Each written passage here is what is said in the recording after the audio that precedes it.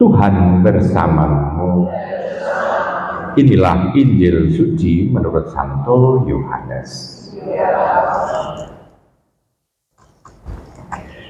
Di rumah ibadah di Kapernaum, orang banyak berkata kepada Yesus, "Tanda apakah yang Engkau perbuat supaya kami dapat melihatnya dan percaya kepadamu?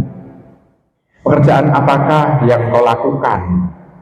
Nenek moyang kami telah makan mana di padang gurun, seperti ada tertulis, mereka diberinya makan roti dari surga." Maka kata Yesus kepada mereka, "Aku berkata kepadamu, sesungguhnya bukan Musa yang memberi kamu roti dari surga, melainkan Bapa-Kulah yang memberi kamu roti yang benar dari surga. Karena roti yang dari Allah ialah roti yang turun dari surga dan yang memberi hidup kepada dunia." Maka kata mereka kepadanya, "Tuhan, berikanlah kami roti itu senantiasa." Kata Yesus kepada mereka, "Akulah roti hidup. Barang siapa datang kepadaku, ia tidak akan lapar lagi. Dan barang siapa percaya kepadaku, ia tidak akan haus lagi." Demikianlah sabda Tuhan. Ibu, bapak, saudari-saudara yang terkasih dalam Tuhan, dalam bacaan Injil kita mendengarkan khotbah mengenai roti hidup, dan kita tahu bahwa kalau kita geret-geret atau kita tarik-tarik begitu, nanti jatuhnya nanti akan di dalam Ekaristi juga. Ibu, bapak, saudari terkasih dalam Tuhan, dalam Paskah, peristiwa kebangkitan, sulit untuk diterima para murid mengenai kebangkitan Tuhan, dan memang bergulat sekali dalam hal itu. Nah, sekarang untuk para murid generasi kita, kadangkala sulit untuk bisa menangkap kehadiran Tuhan. Kehadiran Tuhannya kapan sih? Kadangkala anak kecil pun juga akan bertanya, Tuhan itu di mana toh? Kan pergi ke gereja cuma yang ditampak, yang kelihatan hanya patung, hanya orang-orang yang berdoa, hanya peristiwa ekaristinya yang kelihatan. Lalu Tuhannya di mana? Ada anak kecil yang bertanya seperti itu juga. Nah, kita bisa menangkap bahwa kerajaan Allah dan Tuhan sendiri yang menghendaki kehadirannya itu di dalam Ekaristi. Dan di dalam Ekaristi ini, kita pada waktu kita menerima komuni, kita menerima Tuhan.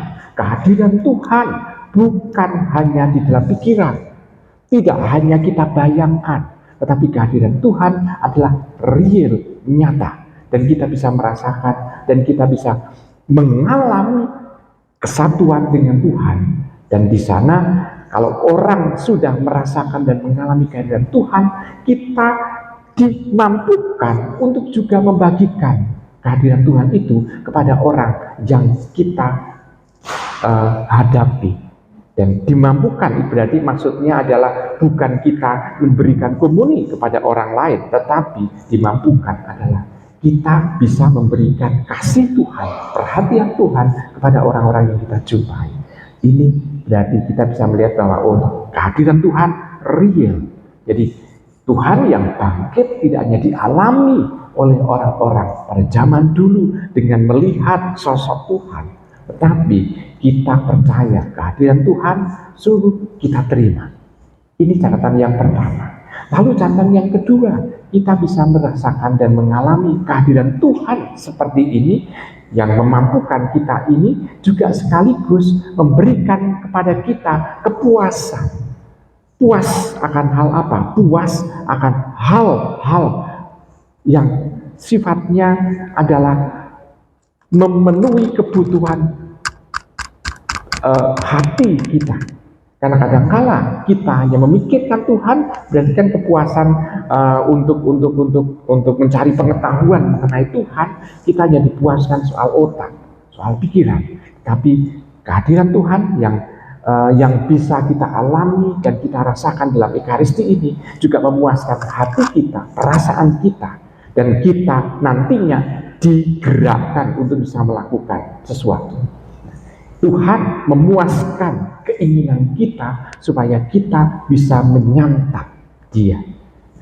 Lalu sekarang berikutnya juga, kemampuan yang kita miliki bukan pertama-tama prestasi kita, bukan pertama-tama karena kita punya berkehendak seperti itu, tetapi ini adalah digerakkan oleh Tuhan sendiri. Dan kita diingatkan bahwa kita sebetulnya di hadapan Dia tidak mempunyai kemampuan apa-apa. Dan kita digerakkan oleh Dia, sehingga penggerak utama dalam kita melakukan kebaikan adalah Allah sendiri.